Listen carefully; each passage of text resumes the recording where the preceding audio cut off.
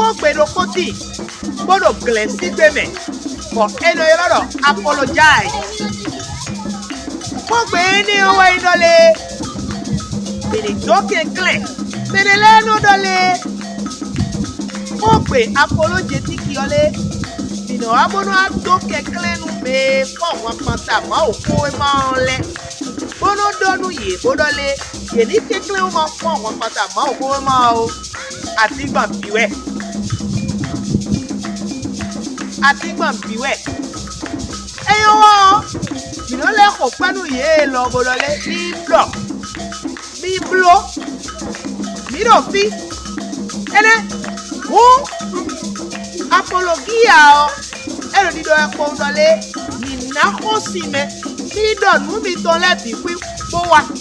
Mi rofi, ko na ko si o mi. Là, nous Saint-Domingue, 98.